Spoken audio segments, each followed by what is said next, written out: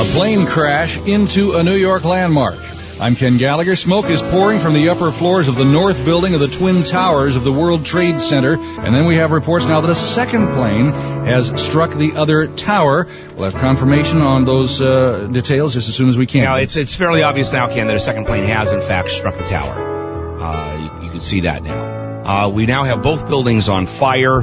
And it's hard to say at this point, but that cannot be an accident. And I think it's safe to say that we've got a situation going on where we've got a terrorist attack upon the World Trade Center. They're looking at a lot of damage and probably a lot of people being killed. Both airplanes are being reported as hijacked by the FBI. If this is the case, we've got an extraordinary criminal act going on. This is out of a movie. The airplane was aimed for and was timed to do the maximum amount of damage and to hurt and kill and maim the most number of people. We don't think in terms of attacks on us.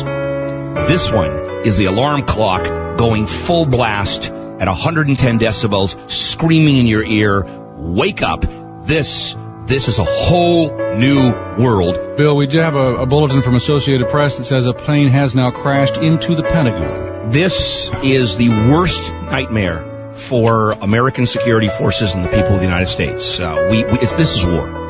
It appears some group or another has declared full-scale war on the United States. At this point, we're just sitting back and wondering when the next one is going to happen. One of the World Trade Center buildings just collapsed.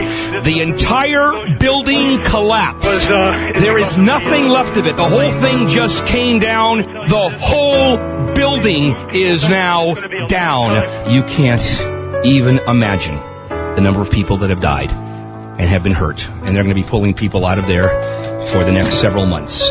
Second building now collapsing. This is unbelievable. If you look at the skyline of New York, you will not see major monuments of the World Trade Center. We don't know how far this will go. All we can assume is that there is no building that is safe at this point. We in Los Angeles, LAPD, on tactical alert. The anti-terrorist division has been mobilized, and we're assuming an attack will come here. We do know that Somerset County Airport outside of Pittsburgh, a plane did go down just north of the airport, and that is a 747. We are in it together. We have been attacked as a people.